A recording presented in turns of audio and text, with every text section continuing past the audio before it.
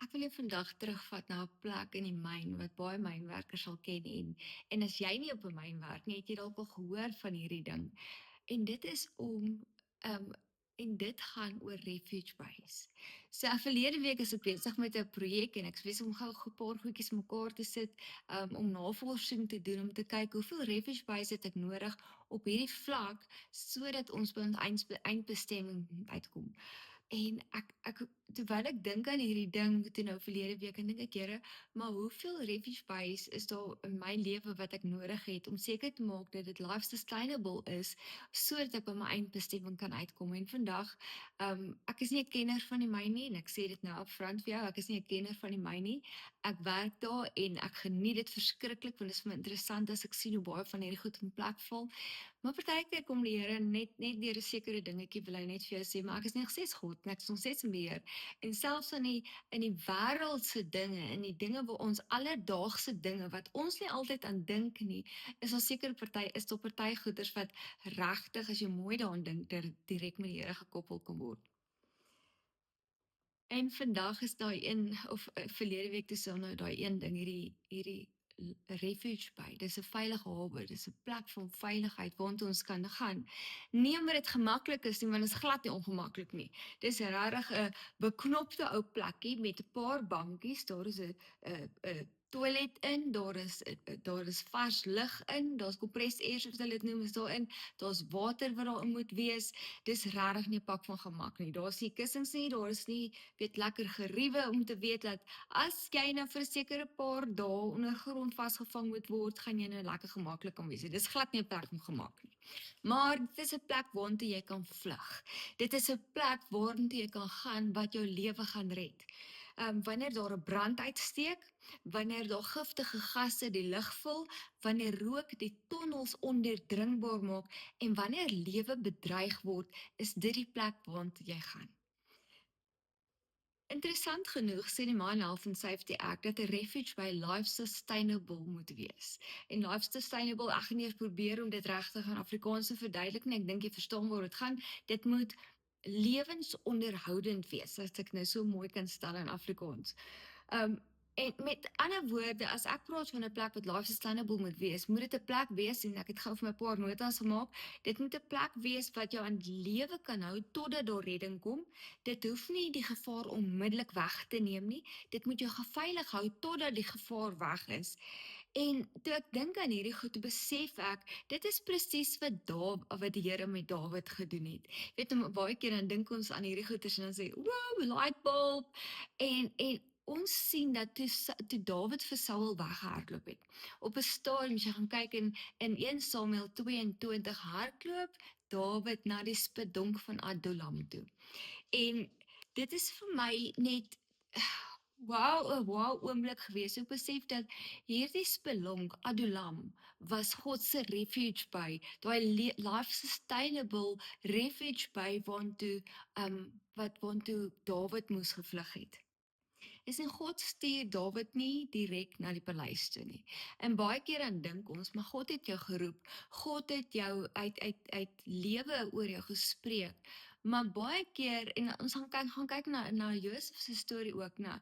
God het vir Josef 'n droom gegee, maar hy is nie dadelik na die paleis nie. Hy is eers na die put toe en toe is daar eers 'n klomp ander goeters wat gebeur het voordat hy by die paleis opgeëindig het. Selfs met Dawid. Daar was 'n salwing oor hom gewees, daar is olie oor hom uitgegooi en hy's gesalf as koning, maar hy's nie dadelik op daai plek gevestig waar God hom wou gebruik het nie. Daar was baie goed wat intussen moes gebeur het. Ek meen Dawid moes vir Goliat gaan verslaan het en ja, daar's net so baie goed wat gebeur het en ons weet dat God reeds vir Dawid gekies het. Maar nou skielik hardloop Dawid en hy vlug vir sy lewe.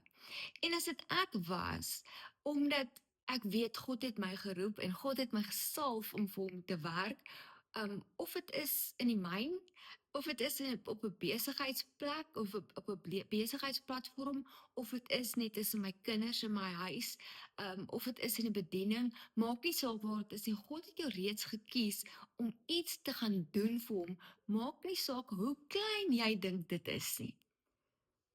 Maar ek sou gedink het, juis omdat die Here vir Dawid geroep het, sou sou die Here dadelik 'n weermag gestuur het om vir Saul te gaan verslaan het.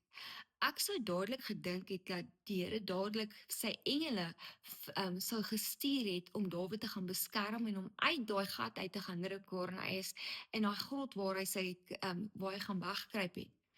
En partykeer sou ek gedink het miskien sou die Here dadelik vir Saul ag vir Dawid na die paleis toe gevat het, want hy het mos 'n gesalf as koning. Maar dit was toe nou nie die geval nie. God doen iets anders. God lei vir Dawid na Adulam toe. En dit is juis merkwaardig as ek dink aan hoe baie dinge gebeur nou. Want Adulam beteken toevlug, 'n skuilplek of 'n plek van veiligheid. Nes hierdie refuge by waarmee ek nou moet werk en hierdie vooruitskattings doen, gee die Here 'n refuge by vir Dawid as sy Adulam. En nog voordat Dawid die les kon leer, moes hy die boodskap gaan reg verstaan in die naam van Adulam, skuilplek, toevlug, plek van veiligheid. En God sê as ware sê hy hierso reeds vir Dawid, en ek dink hy sê dit reeds vir jou ook vandag. Hy sê, voordat ek jou leer om die koninkryk te regeer, Dawid, voordat ek jou leer om te regeer in daai plek wat ek jou strategies posisioneer om te wees, kind van God, gaan ek jou leer dat waar jou veiligheid direk lê. Want jy sien, 'n paleis openbaar my posisie, die posisie vir my eindbestemming.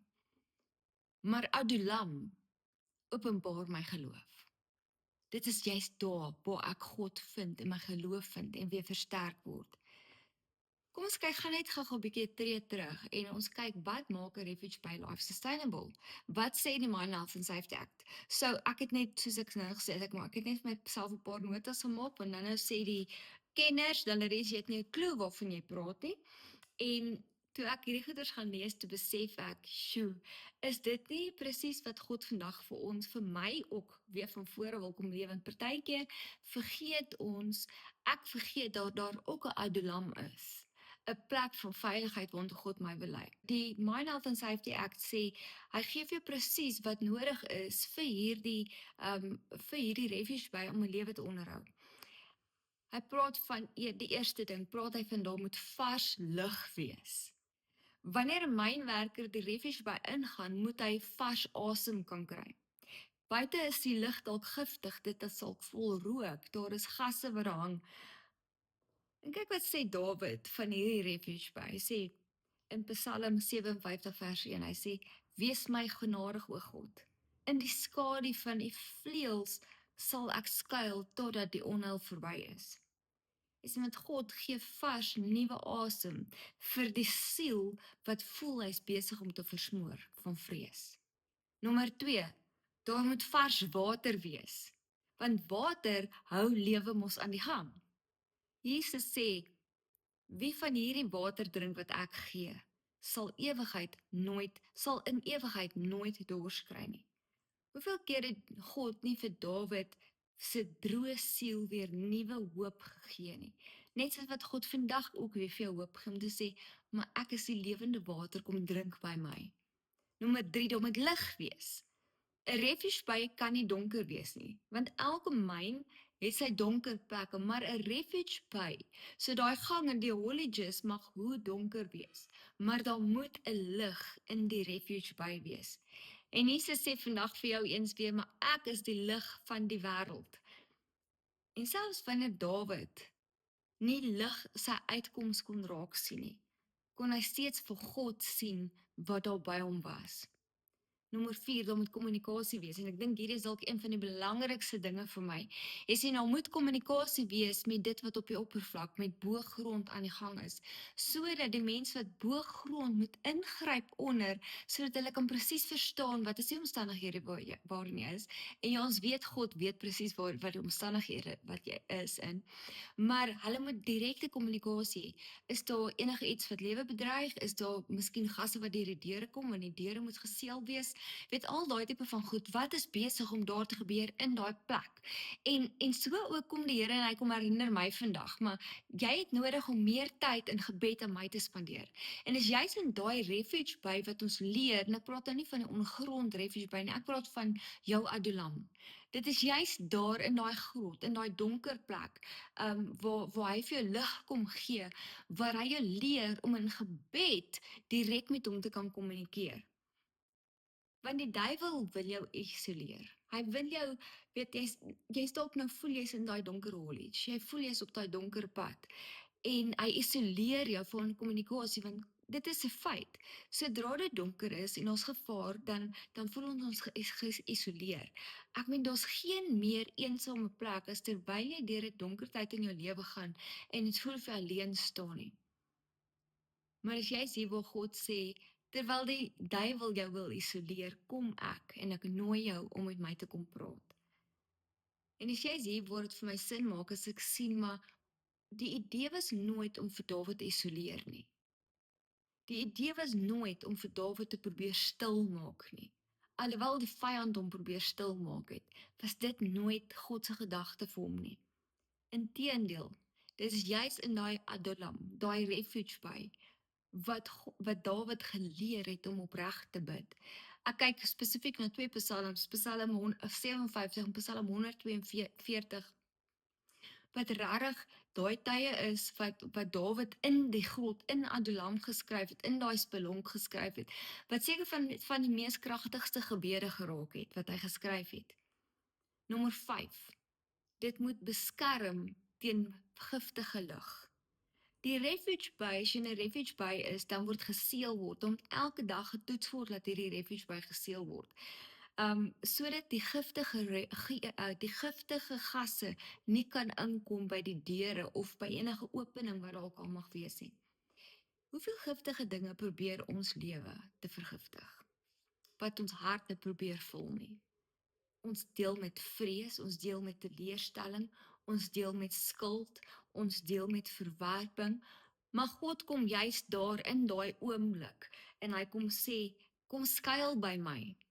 Nie omdat die wêreld skielik minder gevaarlik is nie, maar omdat hy 'n veilige plek is vir jou om in te skuil, dat wanneer daai giftige gasse probeer inkom om jou hart te kom verdonker en jou hart te kom probeer oorneem, kom neer en hy sê, maar kom skuil by my kind. Ek sien as jy is hier waar Dawid ook iets besef het. Hy skryf in Psalm 142 vers 5, hy sê, U is my toevlug. Hy skryf nie, ek lees dit nie, tensy ek verkeerd lees, maar hy skryf nie dat die gat, die grot is my toevlug nie. Hy sê vir God, ja Here, U is my toevlug. Hy sê ja, die grot waarin ek is dalk net die adres. Dit is dalk net die plek waar ek nou gaan skuil. Maar dit is nie my eindbestemming nie, net so wat die Here dalk vir jou wil sê. Die grot is nie jou eindbestemming nie, maar dit is vir jou 'n refuge by. Dis vir jou Adulam, 'n plek van veiligheid terwyl jy besig is om te gaan na jou eindbestemming toe. Daar's iets verder wat hier in Adulam gebeur. Dawid gaan alleen in. Net soos baie keer voel ons is eensaam, ons is verlore, ons is verstoot, ons is vernederd, ons is teleurgesteld.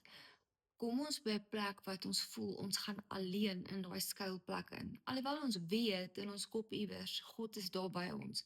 Maar baie keer gaan ons alleen in hierdie plek in. Maar kyk wat gebeur, as jy gaan kyk wat staan in 1 Samuel 22, hy sê, en daar het nog mense gekom, en ek wil graag vir jou lees. Hy sê, en Dawid het daarvandaan weggegaan en ontvlug. Okay, so hy het weggegaan van die plek af van Saul, waar Saul hom agtervolg het. Net wat ons baie keer voel, ons word agtervolg en vervolg. Hy sê, Dawid het weggegaan en ontvlug na die spelonk van Adulam. En toe sy broers en sy hele familie dit hoor, het hulle daarheen afgetrek na hom. Verder het by hom vergader, hoor hoe mooi is hierdie, verder het by hom vergader, elkeen wat in benoudheid was, en elkeen wat 'n skuldeiser gehad het, en elkeen wat verbitterd was, en hy het die owerste oor hulle geword, sodat daar omtrent 400 man saam met hom was. Hoe wonderlik is dit, want as jy nou gaan dink baie keer na, dan dink jy ek is alleen, maar baie keer as ons net besef, maar God stuur ons juis na daai plek van veiligheid wat ons ook kan leer. Maar nie net wat ons dan kan leer nie, weet wanneer ons sterk staan en begin opstaan in daai situasie, stuur God juis mense saam met ons, laat ons hulle weer kan help. Jy sê God, ons ons kom baie keer, kom ons nie alleen uit daai Adulam uit nie, né? Net so wat hier met Dawid gebeur het. Hy gaan alleen in, maar hy kom nie alleen uit nie. Daar's 400 gebroke manskappe wat by hom aanslop. Dit is nou buiten sy familie en buite mense wat naby hom was, maar 400 gebroke manskappe wat saam met hom by hom aansluit. Dit is mense wat skuld gehad het, so wat ons het. Dit is mense wat glad nie hoop gehad het nie. Dit is mense wat deur die lewe se rook verstik het. En God begin hulle ook te verander. Deur Dawid, wat hier sy skuilplek by die Here gaan vind het, om daar te gaan asem skep het ander mense ook geleer dat God hulle kan verander. Jy sien die wêreld sien dalk 'n klomp mislukkinge raak, maar God sien die toekomstige helde. Vandag wil ek jou ook daaraan kom herinner, dat God het Dawid nie Adulam toe gestuur om vir altyd daar te bly nie. Hy het hom daarheen gestuur om hom aan die lewe te hou, totdat die tyd reg was om sy koningskap op te eis.